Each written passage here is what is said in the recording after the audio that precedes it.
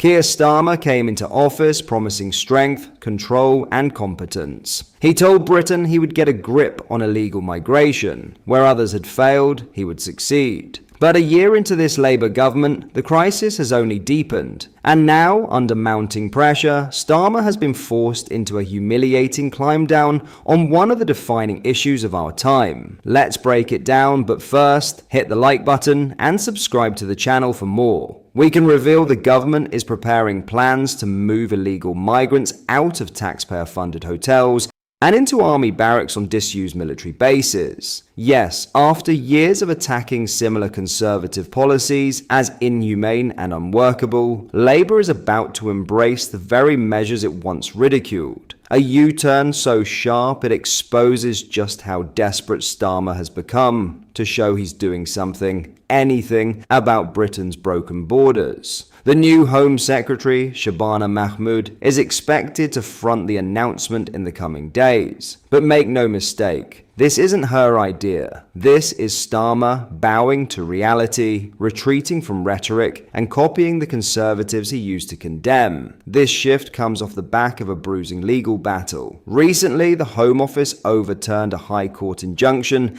that had stopped the Bell Hotel in Epping from housing migrants. The council tried to take the case to the Supreme Court, but their appeal was rejected with no reasons given. In court, Home Office lawyers argued that the rights of asylum seekers outweighed the rights of local councils. That message landed badly in communities, fueling the anger of people already fed up with seeing hotels commandeered and their concerns ignored. And here's the irony, even as Labour lawyers made their argument in court, ministers were quietly planning their U-turn behind the scenes. At the same time, reports suggest Britain is close to striking a one-in, one-out migrant deal with Germany, following a similar agreement with France just weeks earlier. And to project urgency, Starmer has already ripped through the Home Office ranks, axing the Border Security Minister and reshuffling junior roles to make way for his new agenda. But for all that noise, the numbers tell the real story. On Shabana Mahmood's very first day as Home Secretary, more than 1,096 migrants crossed the channel. That's the backdrop to this U-turn. Failure on the water, failure in the courts, failure to convince the public that this government has any grip at all. What makes this turnaround even more remarkable is Labour's own record of condemnation. Back in 2023, Yvette Cooper, then Shadow Home Secretary, called Conservative plans to house migrants in military bases an admission of failure. Today, Labour is rolling out the very same policy. 2 bases are already in use, Napier Barracks in Kent and MDP Wethersfield in Essex, both set up by the Tories and both slammed by Labour at the time. Now Starmer's government plans to expand that model. So let's be clear, the policy Labour once used as a stick to beat the Conservatives with is now their flagship plan. And looming over all of this is Nigel Farage and Reform UK. Just last month, Farage unveiled his mass deportation strategy, pledging to house migrants in disused RAF bases before removal. Even then, Labour figures mocked it. Some even claimed it wasn't tough enough. Farage went further, calling for Britain to leave the European Convention on Human Rights and replace it with a British Bill of Rights. Mahmood, in her new role, will now lead a review into how foreign criminals exploit the ECHR to block deportations. Once again, reform raises the bar, and Labour scrambles to follow. So where does that leave us? It leaves us with a Labour government forced into a stunning U-turn. It leaves us with a Prime Minister who once mocked military bases, now preparing to use them.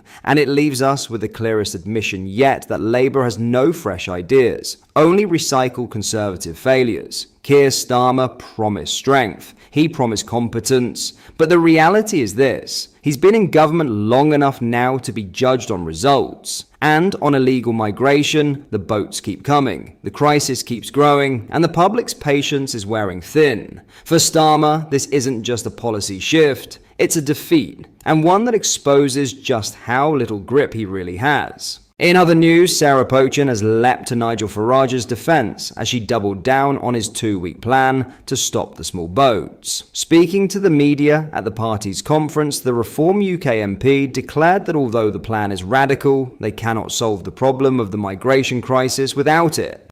Detailing his plans further, Mr. Farage told the media that, given the mood of the nation, the legislation needs to go through as quickly as it's possible. He added, "It will take 2 weeks. Once we get the legislation in place, it will take 2 weeks to stop the boats."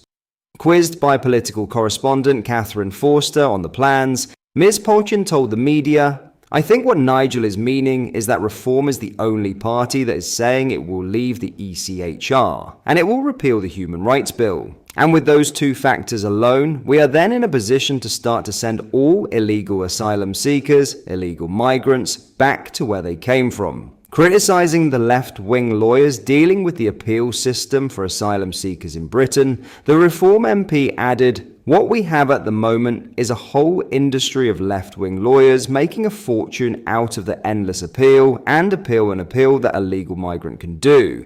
And what we need to do is take the legislation away. And it is a dramatic policy, it is a radical, extreme policy, but we have to do it." Stressing that the migrant crisis cannot be solved without such radical action by Reform, Ms. Polchin explained, "We will create a British Bill of Rights to replace the Human Rights Bill, but unless we take this radical action, then we cannot solve this problem." And the fact is, the Labour government have said very clearly they will never leave the ECHR. Kemi Badenoch said they will leave the ECHR, but I can tell you, Nadine Dorries has said from within the Conservative Party, there is no will to leave the ECHR. Otherwise they would have done it. They had 14 years to do it. Deeming the legislation unfit for purpose, she stated, "It's not fit for purpose anymore, and we need to redo that sort of legislation because that's what's crippling and effectively bankrupting this country." Quizzed by Catherine on Mr. Farage's changing stance on whether women and children will also be deported from Britain if they enter illegally, Ms. Polchin said that the majority of illegal migrants are fighting-age men. Ms. Polchin told the media, "When it comes to women and girls being deported, we know that the fact is out of the 70 to 80 people on these, not small boats. We must stop calling the small boats. The majority, 99%, are young men. And you may get the odd woman and the odd child on that boat, and half the time, I think it's just for the BBC to take a picture. But the fact is, the overwhelming majority are young fighting men. That's what we need to deal with." Hailing the hard work of Reform UK and their policy making, Ms. Polchin concluded, "As a small party we are building. We have a team that is creating the infrastructure to meet the demand for reform. But we're growing so fast, and what we need to do now is get all of these policies in place. But it's happening and people are excited about it."